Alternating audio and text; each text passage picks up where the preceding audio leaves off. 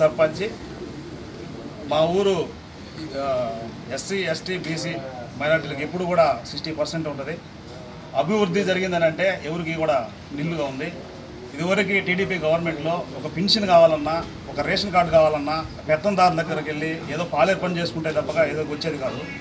ఈరోజు చూస్తున్నాం ప్రతి ఒక్కరికి కూడా ఈరోజు ఏది కావాలో సచివాలయంలో చేసుకోవడం, అది ఎవరైనా కానీ ప్రతి ఒక్కరికి లబ్ధి చేరి అందరికీ జరిగిందని సభాపంలో చెప్తా ఉన్నాను. ఇంకా కూడా ఈరోజు ముఖ్యమంత్రి గారు చెప్పడం, నా ఎస్సీ, నా బీసీ, నా మైనారిటీ, నా వారు అని చెప్పుకోవడం చాలా సంతోషం. అది కాకుండా మీ ఇంట్లో మంచి జరిగితేనే మాకు అభివృద్ధి, మాకు ఓటేయండి అనే నినాదంతో మన ముఖ్యమంత్రి గారు పోవడం చాలా ఆనందకరం.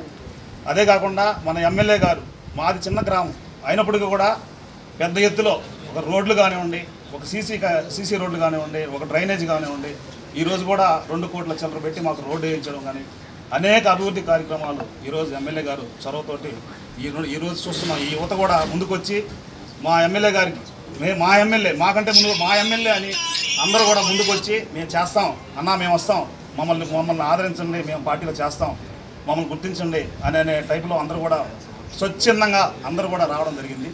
ఎమ్మెల్యే గారిని మేము ముఖ్యంగా రేపు జరగబోయే ఎన్నికల్లో అత్యధిక మెజార్టీ మా గ్రామం నుంచే 200 నుంచి 300 మెజార్టీ తీసుకొచ్చి ఎమ్మెల్యే గారిని మేము రాబోయే ఎలక్షన్లో గెలిపించుకొని ఆయన్ని మినిస్టర్గా చూడాలని మా అందరి ధ్యేయం.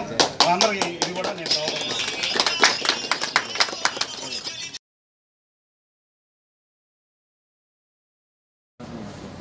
సిరిపురం గ్రామ పంచాయతీ.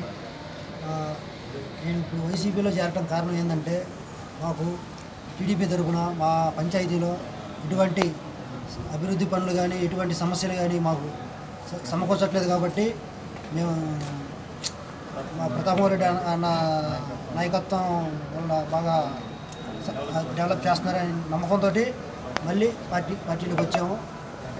మా పిల్లకాయలు నాతోటి మా సోదరులు అందరిని తీసుకొని వచ్చి ఈ పార్టీలో చేరడానికి ఈరోజు ముందుకు వచ్చాము.